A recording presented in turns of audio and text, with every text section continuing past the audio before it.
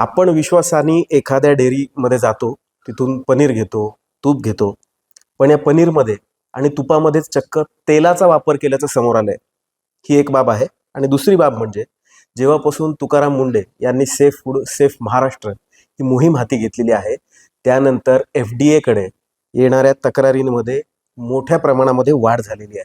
कारण नागरिकांमध्ये पारदर्शकता आता आलेली आहे आणि ते थेट FDA आयुक्तांकडेच तक्रार करू शकतात आणि या तक्रारी ट्रॅकसुद्धा केल्या जातात की कुठपर्यंत कारवाई आलेली आहे. या दोन महत्त्वाच्या गोष्टींसोबत चर्चा करण्यासाठी किंवा बोलण्यासाठी, आपल्याला माहिती देण्यासाठी माझ्यासोबत छत्रपती संभाजीनगर विभागाचे सह आयुक्त श्रीकांत करकळे सर आहेत. सर, मोठी गोष्ट तुम्ही उघड केलेली आहे की कशा पद्धतीनं पनीरमध्ये तेल आणि तुपामध्येही तेल, गावरान तूप जे आपण ज्याला म्हणतो, ते तेल घालून हे केलं जायचं. काय नेमकं कसं नेक्सस समोर आलं?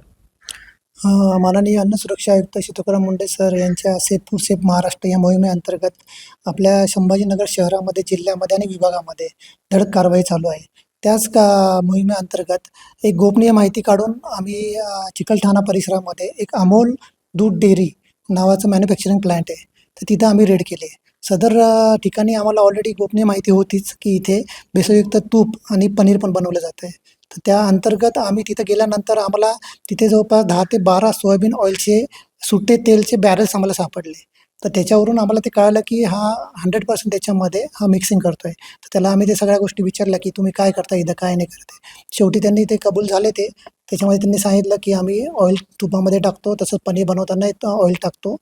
तर त्या अंतर्गत आम्ही त्यांच्यावरती पुढील कारवाई घेतलेली. सदरचा तिथं जो साठा होता, जवळपास 3-3.5 लाखाचा साठा होता, तो आम्ही जप्त केलेला आहे. जवळपास पनीरचा साठा तिथे जवळपास होता 174 किलो, नंतर तूप होतं 299 किलो, त्यानंतर क्रीम होती जी तुपासाठी, तूप तयार करण्यासाठी वापरतात, ती जवळपास 199 किलो होती. नंतर सुटे रिफाईंड सोयाबीन ऑइल जे होतं ते जवळपास 278 किलो आम्ही ते जप्त केलेलं आहे पूर्णपणे. सर, सदर जो युनिटचा मालक होता, तो रिटेलर्सला हे सगळं वस्तू द्यायचा. पण त्यानंतर हे जे तूप आहे, पनीर आहे, याची रिटेलर्सला माहिती होती, ते हे याच्यामध्ये सहभागी असू शकतात की याच्या संदर्भात ते अनभिज्ञ होते? सदर रिटेलरवर जेव्हा आम्ही इथं जेव्हा जी मॅन्युफॅक्चरिंग युनिटवर कारवाई केली, त्याच्यानंतर आम्हाला कळलं की लक्ष्मी डेअरीच्या नावाने जे 3 युनिट चालत आहेत शहरामध्ये, 3 शॉप चालत आहे, तिथे माल सप्लाय करतो आहे त्याचा. तर त्या ठिकाणी आम्ही लगेच आमचे त्या 3 टीम तयार करून आम्ही तिथे पाठवल्या. सदर ठिकाणी जो तुपाचा साठा होता तिथे, तो आम्ही तिथे जप्त केला. सदर साठा पण आम्ही प्रयोगशाळेत पाठवलेला आहे टेस्टिंगसाठी. तर आणि पुढील त्या 3 पेढ्या आहेत त्यांच्यावर पण कारवाई चालू आहे. सर, एक दुसरी बाब, जर आपली स्क्रीन ऑन असेल तर मला सगळ्यांना सांगायची आहे की मराठवाड्यामध्ये 200हून अधिक तक्रारी जेव्हापासून FDA कारवाया सुरू झाल्या त्याच्यानंतर नागरिकांनी पाठवलेल्या आहेत.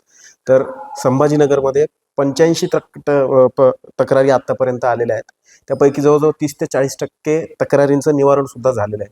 सो आपण बघू शकतो की अशा पद्धतीनं पारदर्शकता ही तुकाराम मुंडे यांनी या सगळ्या गोष्टीमध्ये आणलेली आहे आणि अन्न व औषध प्रशासनाच्या या complaints.mahafda.in या वेबसाईटवर जाऊन कोणीही, अगदी गुगलवर जरी हे टाकलं तरी वेबसाईट अवेलेबल आहे, त्यावरती आपण आपली तक्रार नोंदवू शकता.